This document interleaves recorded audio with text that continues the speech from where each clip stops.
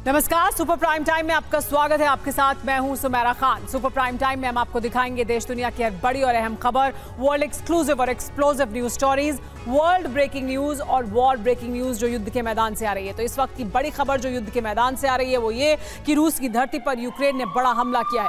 Belgorod में यूक्रेनी फौज ने रॉकेट से हमला किया। यूक्रेनी सेना ने बेलगोरोद में 25 रॉकेट दागे हैं। यूक्रेनी हमले में 11 इमारतों को नुकसान पहुंचा है। 24 घंटे से जारी है यूक्रेन का ये पलटवार।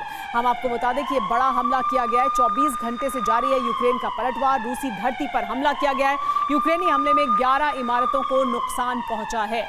लेकिन रूस यूक्रेन युद्ध में एक बार फिर क्रीमिया को यूक्रेन ने निशाना बनाया है। बीती रात एक बार फिर क्रीमिया में ATACMS का जलजला आया। यूक्रेन सेना ने एक के बाद एक क्रीमिया में यूक्रेनी सेना ने रूसी नेवल बेस को निशाना बनाया। यूक्रेन ने एक साथ 3 रूसी एयरबेस और नेवल बेस पर एटकैम्प से हमला किया। इन हमलों में रूसी सेना का एक युद्धपोत पूरी तरह से ध्वस्त हो चुका है। कई और बड़े नुकसान हुए हैं। क्रीमिया में इस बड़ी तबाही के बाद ज़ेलेंस्की यूरोप दौरे पर निकल रहे हैं। लेकिन यूक्रेन के इस हमले ने यूरोप में एटमी दहशत पैदा कर दी है। क्रीमिया में हमला और फिर उससे यूरोप पर छाए एटमी संकट पर देखिए सुपर प्राइम टाइम की एक एक्सक्लूसिव रिपोर्ट।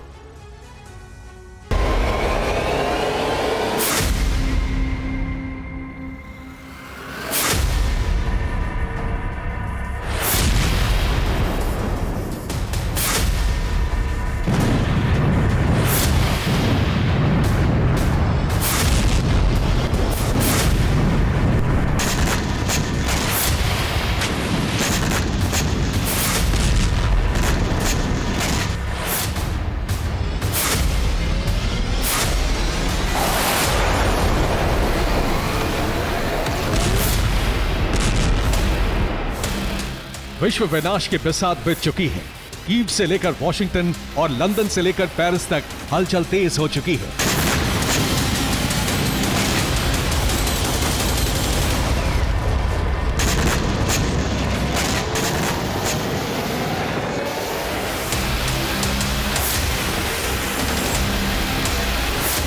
पुतिन ने टैक्टिकल न्यूक्लियर रन के दूसरे चरण का आगाज कर दिया है।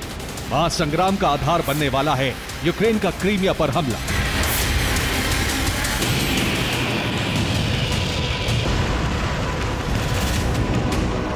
बीते 3 दिन से क्रीमिया पर बारूदी वर्षा बंद थी, लेकिन 23 मई की रात एक बार फिर यूक्रेन ने क्रीमिया पर विनाशक प्रहार किया।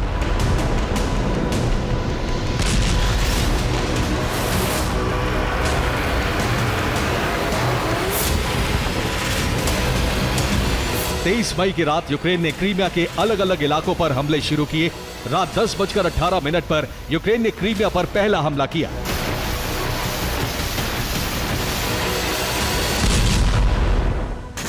इसके बाद क्रीमिया के अलग अलग इलाकों में धमाके सुने गए।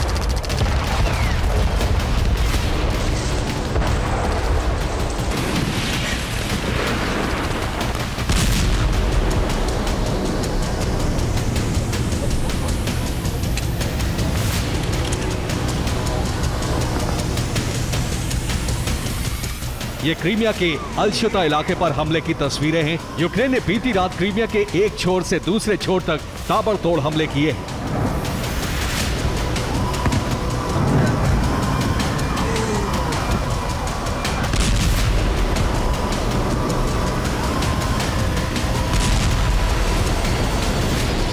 यूक्रेन ने सेवास्तोपोल, येवपतोरिया, बेलबिक, नोवोफेदोरिवका और अलशुता पर पूरी रात हमले जारी रखे।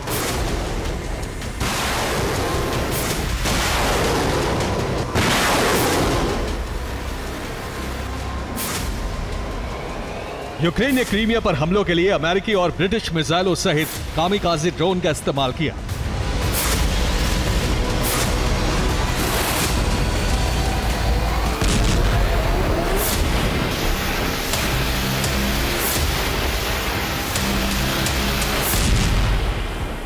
यूक्रेन ने बीती रात 8 अटैकम्स मिसाइल हमले किए। ये मिसाइलें अमेरिका से कीव को मिली हैं। इसके साथ ही स्कैल्प मिसाइल से भी क्रीमिया के कई टारगेट पर हमले किए गए। यूक्रेन ने UJ कामिकाज़े ड्रोन से भी क्रीमिया को निशाना बनाया। रूसी एयर डिफेंस ने यूक्रेन की कई मिसाइलें गिराने का दावा किया है। रूसी एयर डिफेंस ने अलशुता पर गिरने वाली एक मिसाइल को हवा में ही नाकाम कर दिया। मिसाइल का मलबा गिरने से अलशुता इलाके में आग लग गई।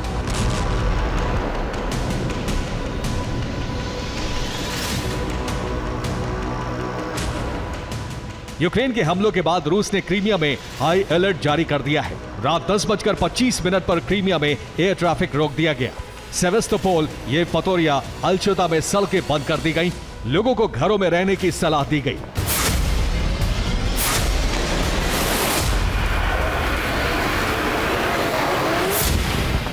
बीते 11 दिन में यूक्रेन ने क्रीमिया पर सबसे विनाशक हमले किए हैं। 3 दिन से यूक्रेन की बारूदी बारिश बंद थी, लेकिन 23 मई को रूस को यूक्रेन के हमलों से बड़ा नुकसान उठाना पड़ा है।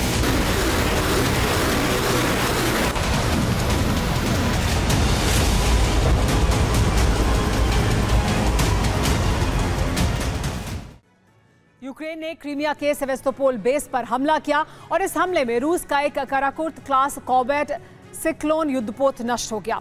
क्रीमिया के अलशुता पर यूक्रेन ने 3 मिसाइल हमले किए। यूक्रेन के हमले से रूस का एक मिलिट्री कम्युनिकेशन सिस्टम नष्ट हो गया। येवपतोरिया में यूक्रेन ने रूस के शिपयार्ड को ड्रोन से निशाना बनाया। यहां हुए नुकसान की जानकारी अभी तक नहीं मिल पाई है। यूक्रेन ने बेलबैक एयरफील्ड पर भी हमले किए। इस एयरफील्ड पर 3 धमाके सुने गए, लेकिन यहां से भी नुकसान की जानकारी अभी तक नहीं मिली है। यूक्रेन ने रूस के नोवोफेदोरिवका एयरफील्ड पर भी मिसाइल और ड्रोन से हमले किए। यहां कई धमाके सुने गए हैं। पहला हमला ATACMS मिसाइल से किया गया।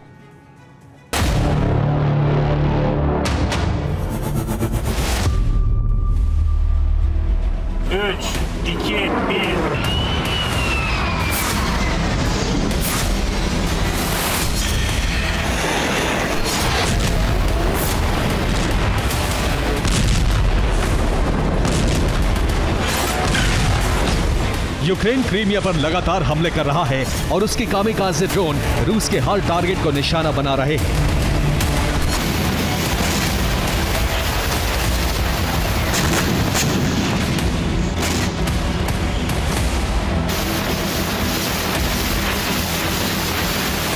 रूस के सैनिक क्रीमिया तट पर नाव से गश्त लगा रहे थे, तभी यूक्रेन ने इस नाव पर ड्रोन से हमला किया और 7 रूसी सैनिक इस हमले में मारे गए।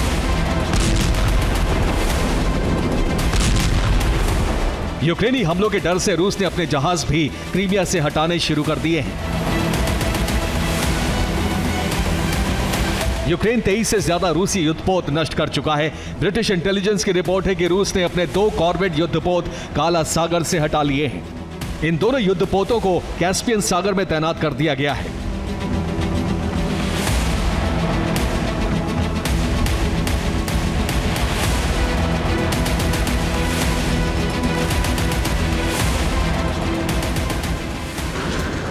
क्रीमिया पर लगातार हमलों के पीछे यूक्रेन की एक बड़ी रणनीति है। दरअसल यूक्रेन की सेना और हथियार रूस का मुकाबला नहीं कर पा रहे हैं और अब ज़ेलेंस्की चाहते हैं कि नेटो युद्ध में सक्रिय हो।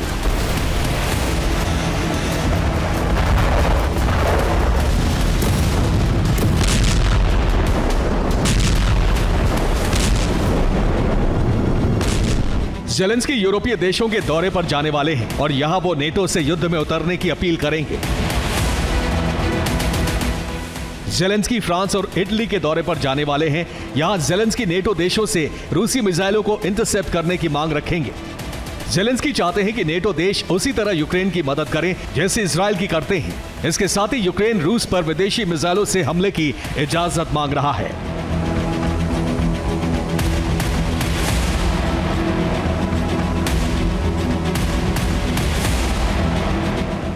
ज़ेलेंस्की की मांगे पूरी करने का मतलब होगा कि यूक्रेन युद्ध विश्व युद्ध में बदल जाएगा, क्योंकि नेटो के जंग में उतरने से रूस नेटो देशों पर सीधे हमले शुरू कर देगा।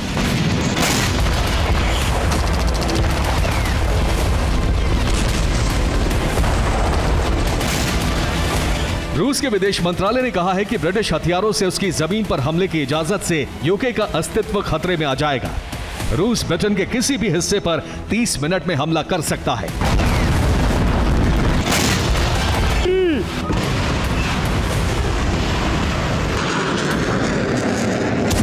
यूक्रेन की सीमा पर रूस का युद्धाभ्यास जारी है और अब पुतिन ने बेलारूस में टैक्टिकल न्यूक्लियर युद्धाभ्यास शुरू करने की बातचीत शुरू कर दी है।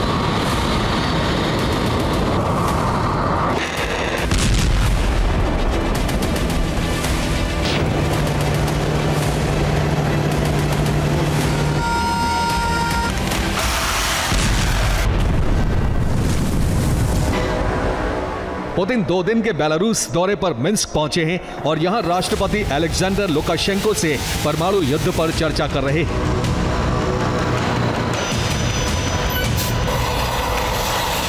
यानी बेलारूस की सीमा पर भी परमाणु युद्धाभ्यास शुरू होने वाला है। रूस के परमाणु हमले के खतरे को देखते हुए फ्रांस ने भी परमाणु तैयारी शुरू कर दी है।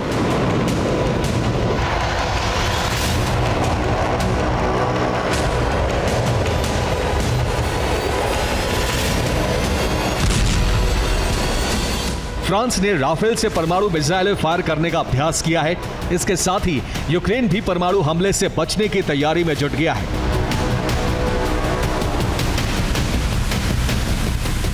यूक्रेन के शहरों में जगह जगह परमाणु हमले से बचने के लिए बंकर बनाए जा रहे हैं, जिन पर धमाके और रेडिएशन का असर नहीं होगा।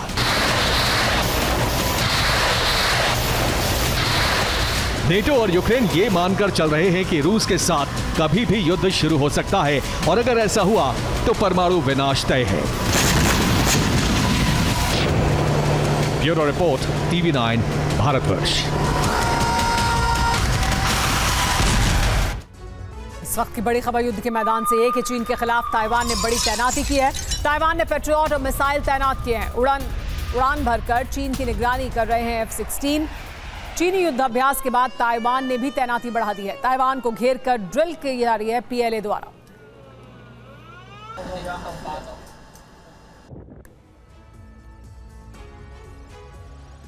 समंदर में तीसरे विश्व युद्ध का ब्लास्ट होने जा रहा है। ब्लू जोन में विनाश की वो आग लगने जा रही है जिसमें एक साथ कई देश भस्म होने जा रहे हैं। यूक्रेन और अरब युद्ध से बड़ी जंग भड़कने जा रही है। यह एटमी जंग होगी जो ताइवान फ्रंट पर लड़ी जाएगी। चीन ने पहली बार ताइवान को चारों तरफ से घेर लिया है और इसी के साथ पूरी दुनिया में हड़कंप मच गया है।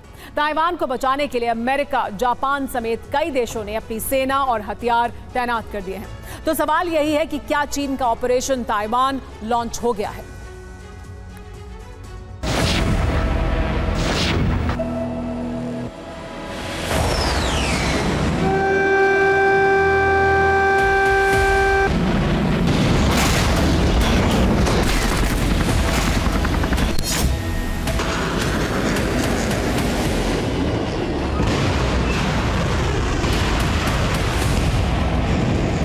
दुनिया के कई देश दो युद्ध की आग में बुरी तरह झुलस रहे हैं। पहला युद्ध है रूस यूक्रेन जंग और दूसरा है अरब युद्ध। इन सब के बीच अब तीसरे विश्व युद्ध का सबसे बड़ा फ्रंट खुलने जा रहा है और इस फ्रंट का नाम है ताइवान फ्रंट। समंदर में एक साथ कई देश टकराने वाले हैं और इसी के साथ ब्लू जोन में परमाणु जलजला आने जा रहा है। जिस वक्त दुनिया की महाशक्तियां यूक्रेन और अरब युद्ध में उलझी हुई हैं, ठीक उसी वक्त चीन ताइवान पर आक्रमण करने की तैयारी कर चुका है।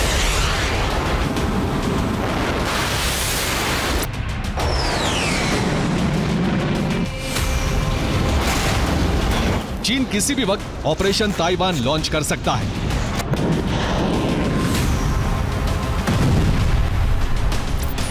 ताइवान पर अब तक का सबसे बड़ा खतरा मंडरा रहा है। चीन की सेना ताइवान को चारों तरफ से घेरकर अब तक का सबसे बड़ा युद्धाभ्यास कर रही है। इस युद्धाभ्यास का नाम है जॉइंट स्वॉर्ड 2024 युद्धाभ्यास।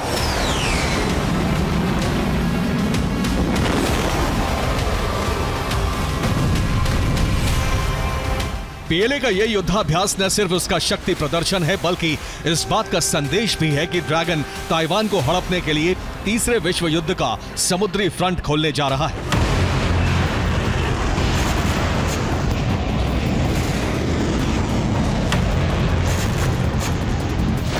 इस बात की आशंका इसलिए भी बढ़ गई है क्योंकि चीन ताइवान के चारों तरफ 7 फ्रंट पर एक साथ युद्धाभ्यास कर रहा है।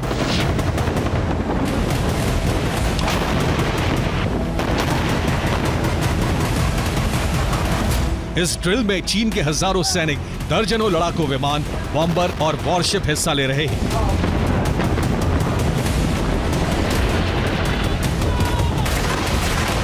चीन सिर्फ युद्धाभ्यास ही नहीं कर रहा है बल्कि उसके वॉरशिप और लड़ाकू विमान बार बार ताइवान स्ट्रेट में घुसपैठ भी कर रहे हैं।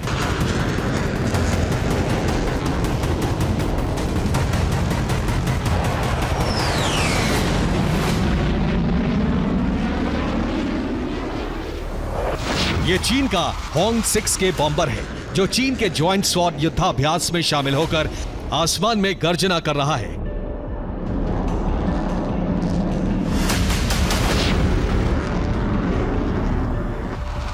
चीन ने अपने बॉम्बर के साथ साथ घातक लड़ाकू विमानों का स्क्वाड्रन और वॉरशिप का बेड़ा भेज दिया है।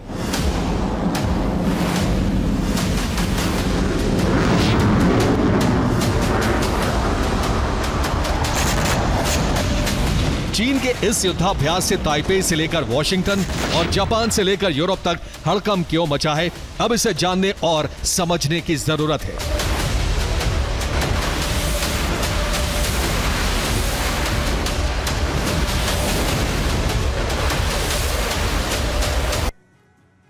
ताइवान फ्रंट तीसरे विश्व युद्ध की वजह क्यों और कैसे बनने जा रहा है, इसे समझने के लिए चीन की घेराबंदी को देखिए। चीन की सेना ताइवान के चारों तरफ समंदर में 7 जगहों पर युद्धाभ्यास कर रही है।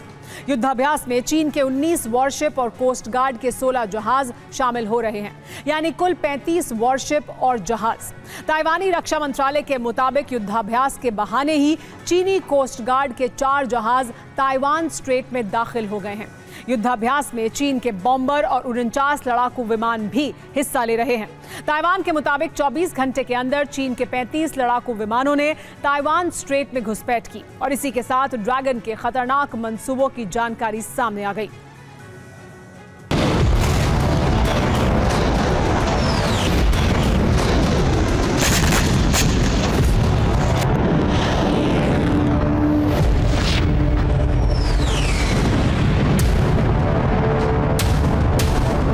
चीन ने ताइवान को चारों तरफ से किस तरह घेर लिया है, उसे अब इस एनिमेशन से समझिए।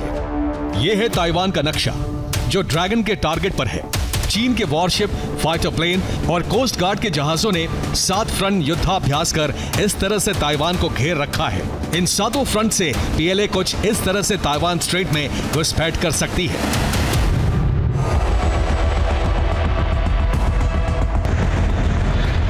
माना जा रहा है कि चीन ने ताइवान की घेराबंदी उस पर हमले के लिए की है।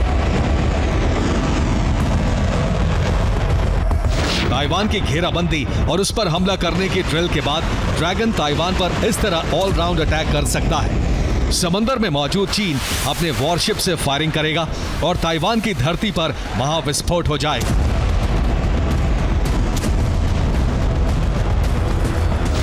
ताइवान पर हमले का संकेत चीन के राष्ट्रपति शी जिनपिंग ने भी दे दिया है।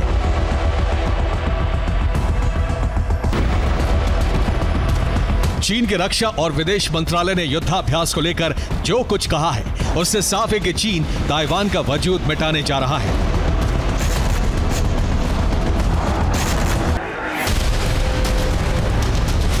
चीन के खतरनाक इरादों को देखते हुए ताइवानी सेना हाई अलर्ट मोड में आ गई है। ताइवानी एयरफोर्स ने न सिर्फ ताइवान स्ट्रेट में पहुंचे चीनी विमानों को घेर लिया, बल्कि उन्हें वापस लौटने पर मजबूर कर दिया।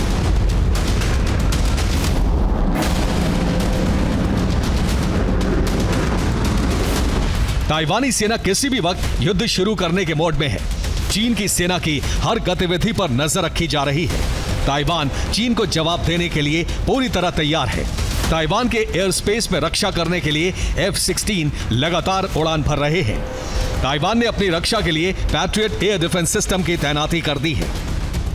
इतना ही नहीं, ताइवान ने HF-3 supersonic antiship cruise missile तैनात कर दी है। ये मिसाइल 150 किलोमीटर तक मार कर सकती है।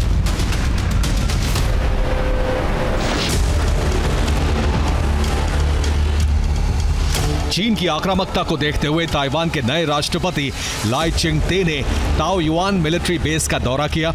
इस दौरान उन्होंने स्ट्रिंगर मिसाइलों का जायजा लिया।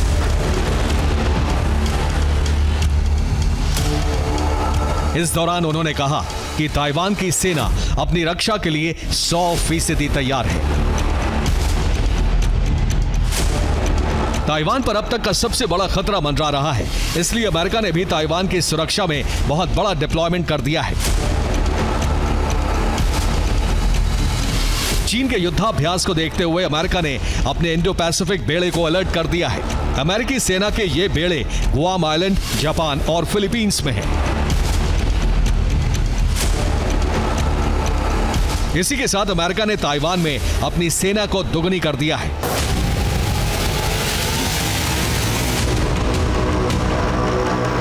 तो जापान ने ताइवान की रक्षा के लिए अपनी एंटी एयरक्राफ्ट मिसाइल फोर्स को तैनात कर दिया है। इसके साथ ही पैट्रियट एयर डिफेंस सिस्टम को एक्टिव कर दिया गया है।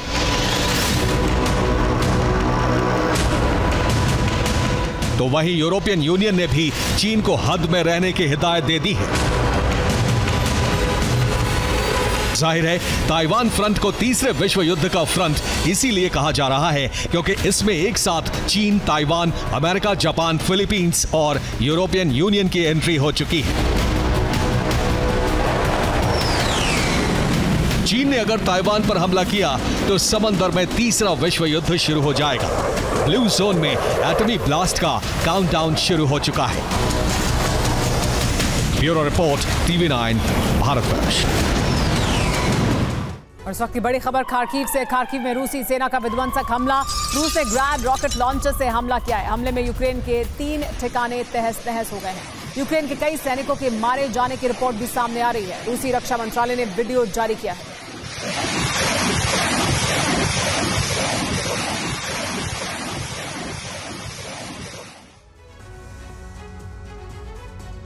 खार्किव में यूक्रेन की हार अब तय मानी जा रही है। ताबड़तोड़ मिसाइल हमले और बम की बरसात से खार्किव में तबाही जारी है। यूक्रेनी सेना लगातार पीछे हट रही है तो वहीं आम लोगों की मौत की वजह से खार्किव से पलायन जारी है। यूक्रेन ने कई सैन्य मोर्चों पर पलटवार किया है। डोनेस्क में रूस ने नए गांव पर कब्जा कर लिया है तो दूसरी ओर यूक्रेन ने फिर रूस का एक एयरक्राफ्ट गिरा दिया है। एक रिपोर्ट में दावा किया गया है कि सिर्फ 24 घंटे बाद ही खार्किव के बड़े हिस्से पर कब्जे का ऐलान किया जा सकता है।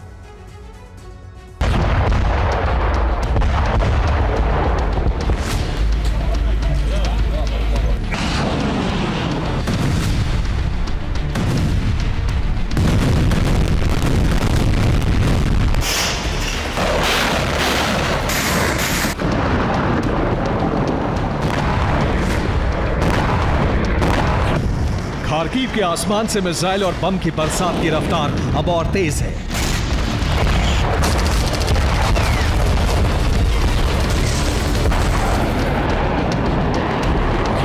जमीन जल रही है, इमारतें ढह रही हैं।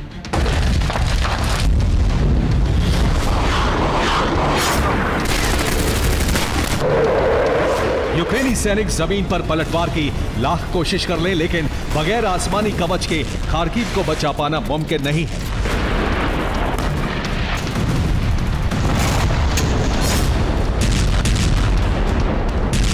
रिपोर्ट में दावा किया जा रहा है कि 24 घंटे में यूक्रेन खार्किव का बड़ा इलाका गंवा सकता है। रूसी रक्षा मंत्रालय खार्किव पर कब्जे का ऐलान कर सकता है। खार्किव के लाखों लोग यूक्रेन के दूसरे शहरों में शिफ्ट किए जा चुके हैं।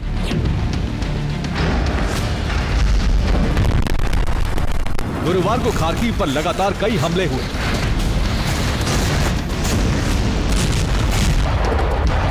रूस की सेना का हौसला तोड़ने के लिए यूक्रेनी फोर्स ने भी पूरी ताकत लगा दी है, लेकिन रूस का खार्किव मिशन अपनी रफ्तार और रणनीति से आगे बढ़ रहा है।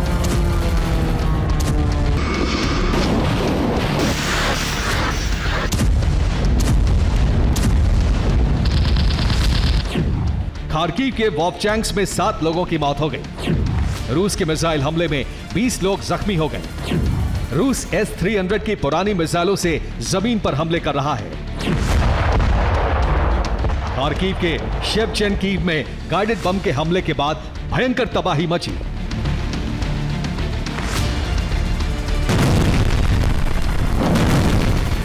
रिहायशी इलाकों में लगातार बमबारी से दहशत बढ़ती जा रही है। खार्किव में आम लोगों की मौत का आंकड़ा भी तेजी से बढ़ रहा है।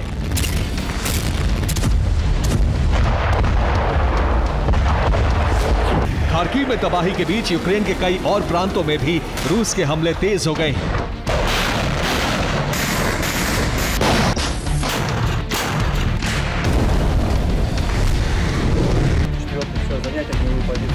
यूक्रेन के हथियारों और सैन्य मोर्चे पर हमले के लिए रूस की जैपर्ड फोर्स तैनात की गई है। आर्टिलरी से लैस ये बटालियन रूसी कमांड का इंतजार करती है और ऑर्डर मिलते ही MLRS से ताबड़तोड़ प्रहार शुरू कर देती है।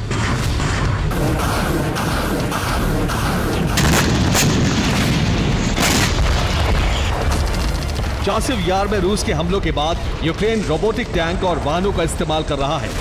आसमान से चासिव यार की निगरानी करने वाले ड्रोन की नजर यूक्रेन के ऐसे ही एक रोबोटिक वाहन पर पड़ी। इस रोबोटिक वाहन से चासिव यार में यूक्रेन ने बारूद और हथियार पहुंचाया था। अब टारगेट देखने के बाद रूस के एक ड्रोन से सबसे पहले इस रोबोटिक वाहन के करीब 2 ग्रेनेड को ड्रॉप किया गया। 2 धमाकों से रोबोटिक वाहन को मामूली नुकसान पहुंचा। रोबोटिक वाहन में खराबी आने और एक जगह रुक जाने के बाद कामिकाज़े ड्रोन को भेजा गया और इसे तबाह कर दिया गया।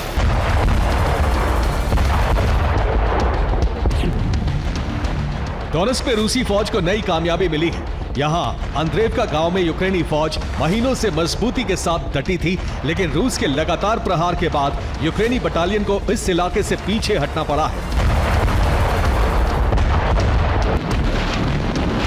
अंद्रेवका के चारों तरफ रूस ने BM-21 ग्रैड MLRS की तैनाती की हुई है। लगातार रॉकेट प्रहार से रूसी सेना ने इस इलाके के कोने कोने को दहला दिया है।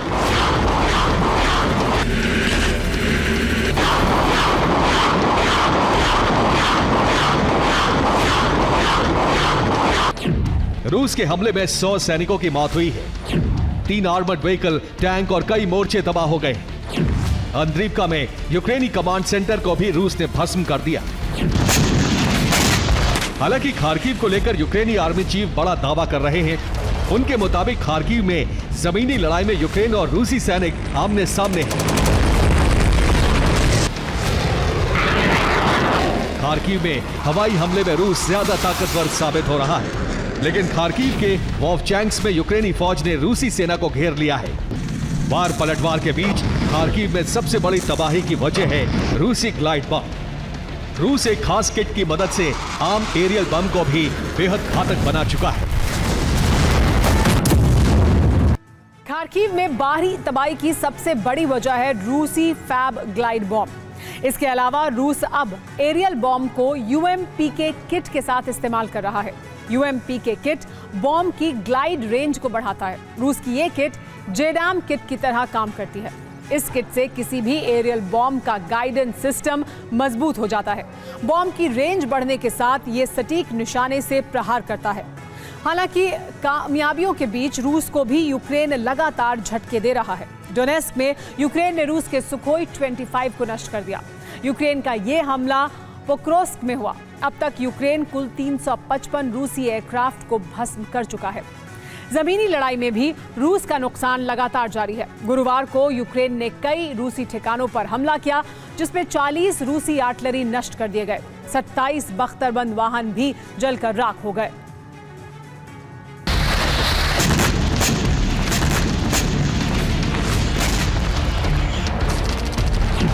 बाख्मुत की तरह ही रूस खार्किव को समतल बनाने की कोशिश में है। रूस के हमले में 50,000 किताब भी जल गए। रूस ने जिस इमारत पर हमला किया, वहां से किताब का प्रकाशन किया जाता था।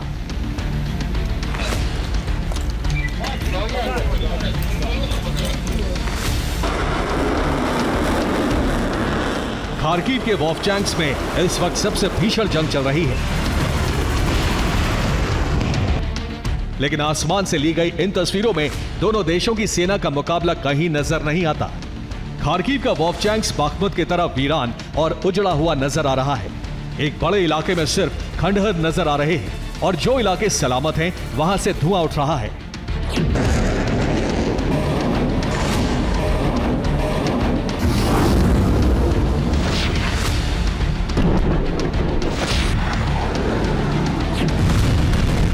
इस वीडियो से आप रूसी सेना के हमले की रफ्तार का अंदाजा लगा सकते हैं। चंद सेकंड में कई जगह धमाके, रात के अंधेरे में बारूदी धमाकों से निकलती आग। एक ही मिनट में कितने रॉकेट इस जमीन पर गिर रहे हैं, इसका अंदाजा आप बखूबी लगा सकते हैं।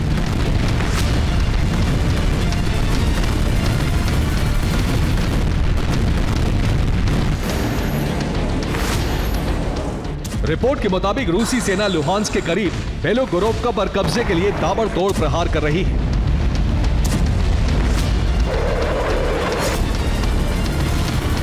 रूस की कामयाबी के बाद चेचन प्रमुख रमजान कादिरोव ने ज़ेलेंस्की को धमकी दी है। कादिरोव ने कहा है कि उनका सपना है कि ज़ेलेंस्की को उनके तहखाने में रखा जाए। रूस ने ब्रिटेन को एक बार फिर धमकी दी है। पुतिन ने कहा है कि अगर ब्रिटिश हथियारों से रूसी जमीन पर हमले हुए तो रूस ब्रिटेन के किसी भी ठिकाने को तबाह करके इसका बदला ले सकता है।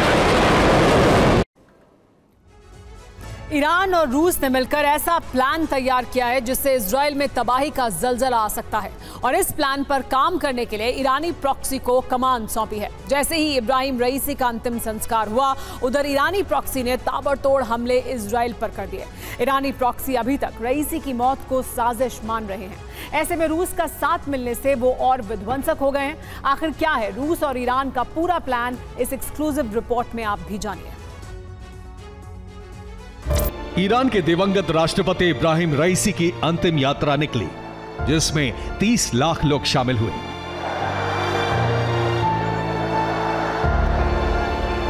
अड़सठ देशों के नेता भी रईसी के अंतिम दर्शन के लिए पहुंचे थे, जिसमें ईरानी प्रॉक्सी गुटों के कमांडर भी शामिल थे।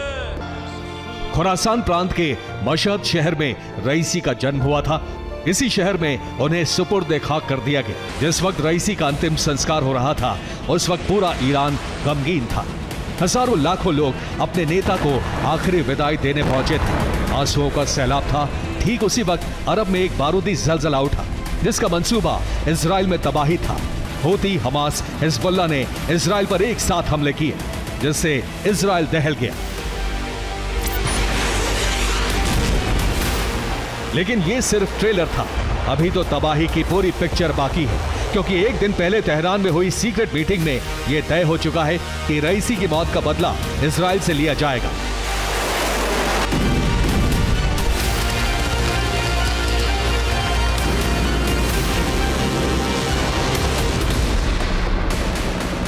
क्योंकि ईरानी प्रॉक्सी गुट इब्राहिम रईसी के हेलीकॉप्टर क्रैश को हादसा नहीं बल्कि षड्यंत्र मान रहे हैं और इसके लिए इजराइल को जिम्मेदार ठहरा रहे हैं।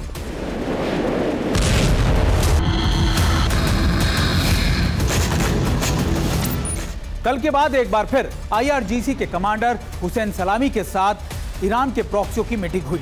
दरअसल कहा यह जा रहा है कि इस मीटिंग में यह तय किया गया कि आखिरकार इजराइल को किस तरीके से पूरी तरीके से तबाह कर दिया जाएगा। मीटिंग में तय हुआ कि रईसी के अंतिम संस्कार तक बड़ा हमला नहीं किया जाएगा। उसके बाद तबाही का ऐसा जलजला लाया जाएगा जिससे इजरायली फौज गाजा छोड़कर भागने लगे। जैसा मीटिंग में तय हुआ था वैसा ही हुआ। इजराइल पर पहला हमला कताइब हिजबुल्लाह ने इराक से किया।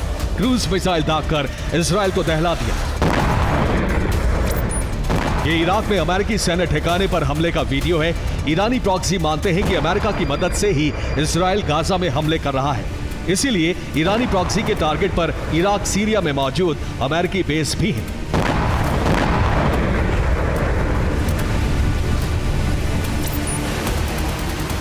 इसके अलावा इजरायली शहरों पर रॉकेट भी दागे गए। इस वीडियो में देखिए कैसे एक साथ कई रॉकेट हमले इजराइल में तबाही मचाने के लिए इराक से छोड़े गए। इजराइल पर कुछ ही सेकंडों के अंदर सैकड़ों मिसाइलें दागी गई और एक बार फिर इजराइल जल उठा। दरअसल ये साफ करता है कि कैसे ईरान का प्रॉक्सी अभी भी इजराइल के खिलाफ जारी है। इजराइल ने दावा किया आयरन डोम ने सारे हमले नाकाम कर दिए, जबकि इजराइल के कई इलाकों से आई तबाही की तस्वीरों पर उसने कुछ नहीं कहा। ये वही तस्वीरें हैं जिसमें सैकड़ों रॉकेट इजराइल की तरफ आते दिखाई दे रहे हैं। हालांकि एक दो वीडियो ऐसे भी आए हैं जिसमें इजराइल के एयर डिफेंस ने कई रॉकेट को इंटरसेप्ट कर लिया। इस दौरान हिजबुल्लाह ने दावा किया है कि उसने 100 से ज्यादा मिसाइलें इजरायली बॉर्डर पर दागी, जिससे मिलिट्री पोस्ट और रडार सिस्टम को काफी नुकसान पहुंचा है।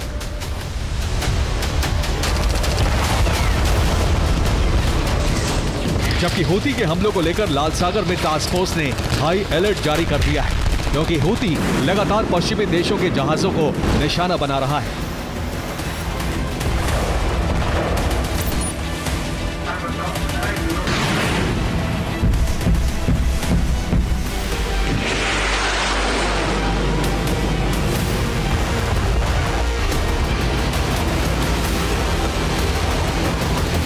ईरानी प्रॉक्सी की इतनी हिमाकत की वजह है कि अब IRGC को रूस का साथ मिल गया है, इसलिए हथियारों की कमी नहीं होगी। साथ ही क्राइसिस में रूस का बैकअप भी तैयार रहेगा।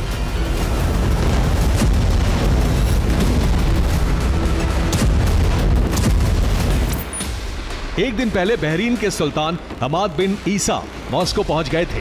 वहां पुतिन से मुलाकात की और अरब में हो रहे खौफनाक हालात पर चर्चा की।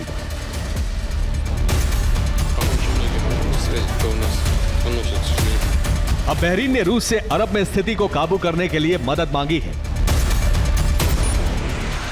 अब रूस पूरी तरह से अरब को कंट्रोल करने के लिए तैयार हो चुका है। जहां एक तरफ इस्लामिक मुल्कों से बातचीत कर रहा है, दूसरी तरफ ईरानी प्रॉक्सी को मजबूत कर रहा है। रूस ने अफ्रीका और सीरिया से वैगनर लड़ाके भी भेजे हैं, जिससे ईरानी प्रॉक्सी के लड़ाकों को ट्रेनिंग दी जा सके। इसके अलावा हमास लड़ाके भी राफा और दूसरे इलाकों में सुरंग से निकलकर आईडीएफ सैनिकों पर हमले कर रहे हैं।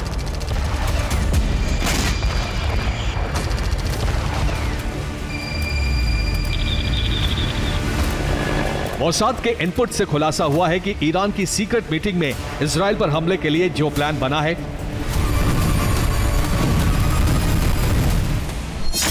उसके मुताबिक ईरानी प्रॉक्सी अलग अलग जगहों पर एक साथ हमले करेंगे।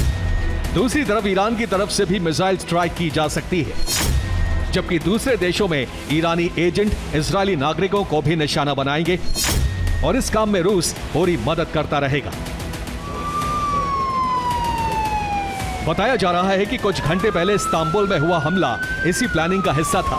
इस्तांबुल के एक कैफे में शूट आउट हुआ था, जिसमें 3 इजरायली नागरिक मारे गए।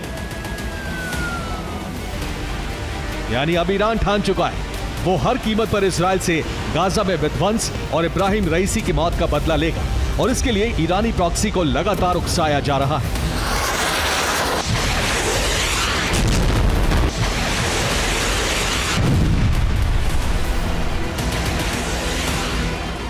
ये हालात तब है जब अभी तक रईसी के हेलीकॉप्टर क्रैश में किसी साजिश के सबूत नहीं मिले।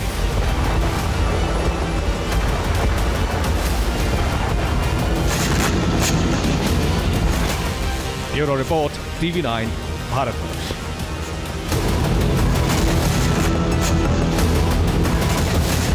रूस की एयर पावर के सामने यूक्रेन कहीं नहीं ठहरता। यूक्रेन के ज्यादातर फाइटर जेट पुराने हैं और रूस के फाइटर जेट से उनका कोई मुकाबला नहीं है। लेकिन अब ये सूरत बदलने वाली है।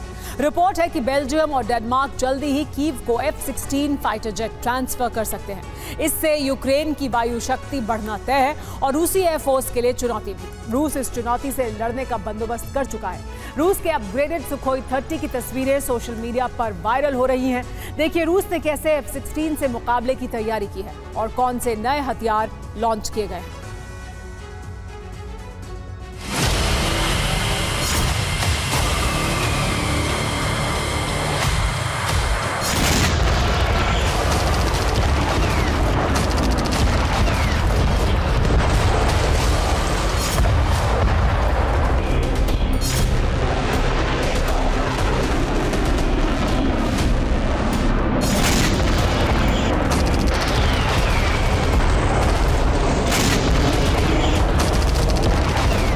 Single engine, single pilot, multi role aircraft F-16C America की ऐसी वॉर मशीन है जिसने बीते 4 दशक में अपनी शक्ति को साबित किया है।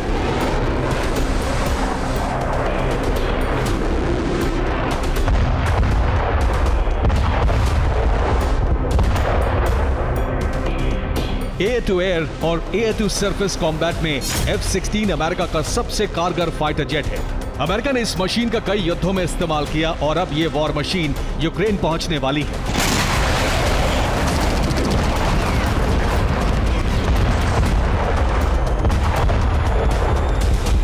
यूक्रेन लंबे समय से F-16 फाइटर जेट की मांग करता रहा है।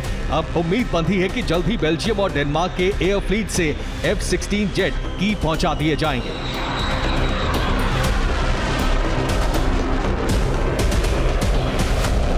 यूक्रेन को F-16 के सप्लाई में देरी की एक वजह यह भी बताई जा रही थी कि एयरक्राफ्ट को उड़ाने के लिए यूक्रेन के पास ट्रेन स्टाफ नहीं है, लेकिन अब यह दिक्कत भी दूर हो चुकी है।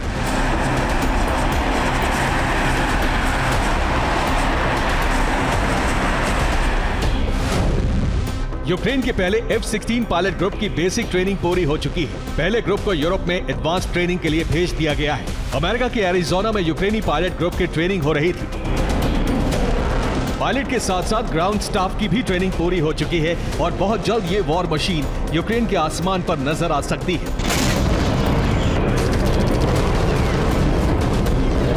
F-16 से यूक्रेन की एयर पावर बढ़ना तय है।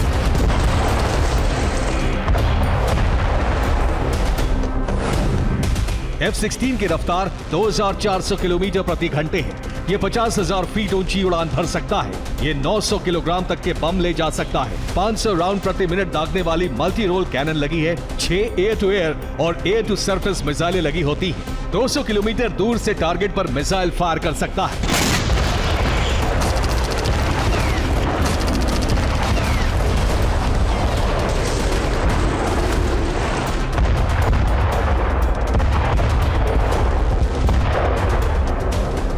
इस मशीन के वॉर जोन में पहुंचते ही यूक्रेन की सटीक और लॉन्ग रेंज हमले करने की ताकत बढ़ जाएगी और रूसी सेना के सामने इससे निपटने की चुनौती होगी।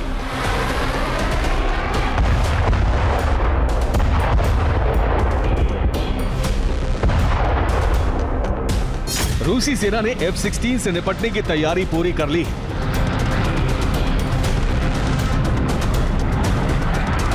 ये रूस के वो फाइटर जेट हैं जो F-16 से मुकाबले के लिए तैयार किए गए हैं। रूस ने अपने सुखोई 30 विमानों को अपग्रेड करके नया वर्जन Su-30 SM-2 तैयार किया है।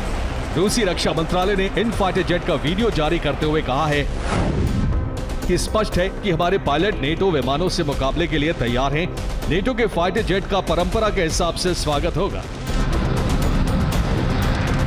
रूस ने घोषणा कर दी है कि F-16 से मुकाबले के लिए उसका एयर फ्लीट तैयार है। Su-30 SM-2 में रूसी सेना ने कई ऐसे बदलाव किए हैं जो उसे F-16 से ज्यादा एडवांस्ड बनाते हैं।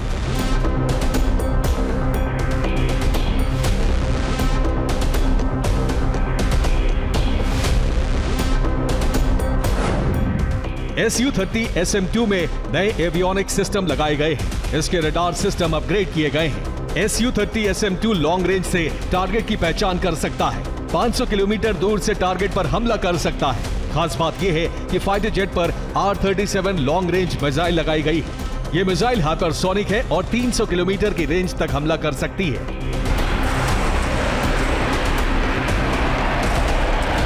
सुखोई की हाइपरसोनिक गाइडेड मिसाइलों से F-16 का मुकाबला होने वाला है। खास बात यह है कि यूक्रेन को मिलने वाले एयरक्राफ्ट डेनमार्क और बेल्जियम से रिटायर हो रहे हैं और उनमें इतने एडवांस्ड फीचर नहीं होंगे जितने रूस के Su-30 SM-2 में हैं।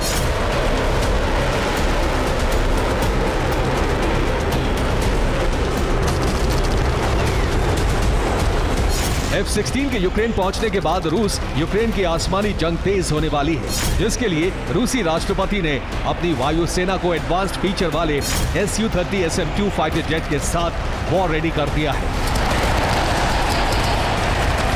Bureau report TV9 Bharatvarsh. Ukraine पर बम बरसाने के अलावा पुतिन एक नए ब्लूप्रिंट पर काम कर रहे हैं। पुतिन ने यूरोप में 3 टारगेट फिक्स किए हैं, जिसमें एक टारगेट बाल्टिक सी में है, जहां पुतिन कब्जा करके एक तरफ स्वीडन को सबक सिखाना चाहते हैं, दूसरी तरफ बाल्टिक सागर में विस्तार करके अपना दबदबा बढ़ाने की कोशिश में है। इसके लिए पुतिन जहां एस्टोनिया की समुद्री सीमा पर कब्जा करने की तैयारी में है, वहीं दूसरी तरफ बाल्टिक में स्वीडन के आइलैंड गॉटलैंड पर कब्जा करके न्यूक्लियर मिसाइल लगा सकते हैं। ऐसा हुआ तो रूस का नेटो से टकराव होना तय माना जा रहा है, यानी यूरोप में अब एटमी युद्ध का अंदेशा बढ़ गया है।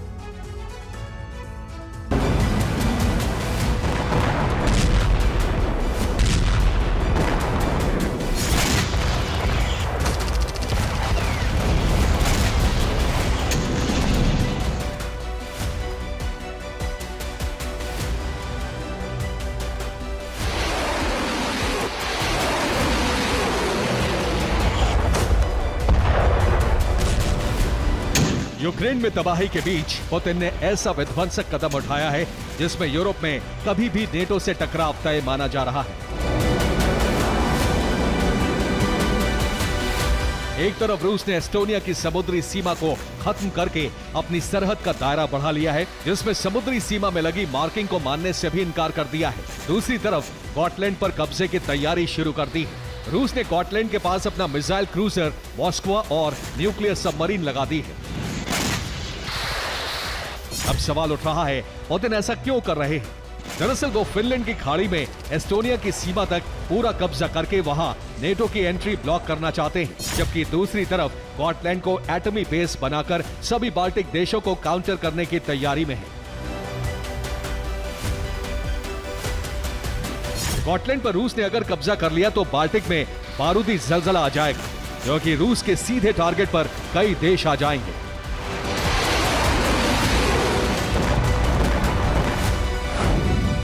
जिसमें सबसे पहले स्वीडन होगा। गॉटलैंड अभी स्वीडन का हिस्सा है, जिसकी गॉटलैंड से दूरी 206 किलोमीटर है, जबकि फिनलैंड की गॉटलैंड से दूरी 757 किलोमीटर है। इसी तरह बाल्टिक देश एस्टोनिया 424 किलोमीटर दूर है, जबकि लातविया 384 किलोमीटर दूर पड़ता है। लिथुआनिया की गॉटलैंड से दूरी 402 किलोमीटर है। गॉटलैंड से 589 किलोमीटर दूर पोलैंड भी रूस के निशाने पर है, जबकि गॉटलैंड से जर्मनी की दूरी 772 किलोमीटर है। इसी तरह डेनमार्क 539 किलोमीटर दूर है। इन देशों पर हमला करने के लिए रूस के पास एटमी मिसाइल मौजूद है। अगर एक बार गॉटलैंड पर कब्जा हो गया तो बाल्टिक के एक बड़े इलाके में घेराबंदी करके रूस अपना वर्चस्व बढ़ा सकता है, जो सीधे तौर पर नेटो से टकराव होगा, और ये टकराव कभी भी तीसरे विश्व युद्ध में बदल सकता है।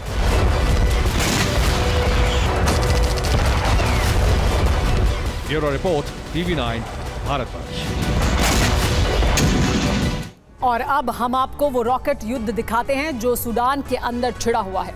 एक देश की सेना में दो फाड़ हुए हैं और इसी के साथ सूडान में सैन्य गृह युद्ध छिड़ गया है। दोनों सेनाएं एक दूसरे पर रॉकेट और टैंक से वार पलटवार कर रही हैं। तस्वीरें दिल दहला देने वाली हैं।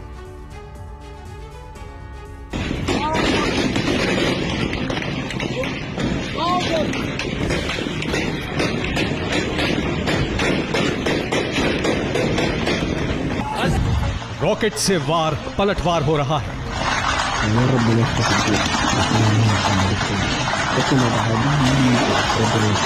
दोनों तरफ से फायरिंग हो रही है।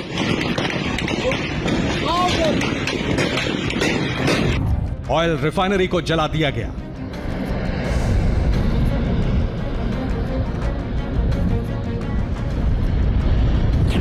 रॉकेट हमले, टैंक की गर्जना और बमों की बरसात से शहर और घर जल रहे हैं। ये किन्हीं दो देशों में युद्ध का मंजर नहीं है, बल्कि ये एक ही देश के अंदर छिड़े सैन्य गृह युद्ध का दृश्य है। ये सूडान की राजधानी खार्तूम की तस्वीर है, जहां एक ही देश की सेना के दो धड़ों में विध्वंसक जंग हो रही है।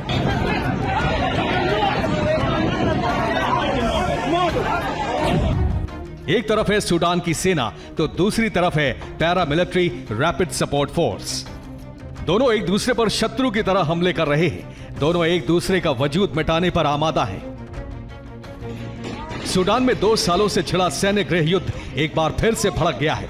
उसके बाद सूडान की राजधानी में जिस तरह की तबाही हो रही है, उसकी गवाही खार्तूम से आई तस्वीरें दे रही हैं। सैन्य गृह युद्ध की वजह से पूरे शहर में विनाश की भयावह आग लगी हुई है। ये वो आग है जो बुझने के बजाय भड़कती जा रही है। यह युद्ध सूडानी सेना के कमांडर जनरल अब्दुल फतेह बुरहान और पैरामिलिट्री रैपिड सपोर्ट फोर्स के प्रमुख जनरल मोहम्मद हमदान डगलो के बीच वर्चस्व की लड़ाई का परिणाम है। सूडानी सेना के commander paramilitary rapid support force का सेना में विलय करना चाहते हैं, लेकिन पैरामिलिट्री रैपिड सपोर्ट फोर्स इसके खिलाफ है।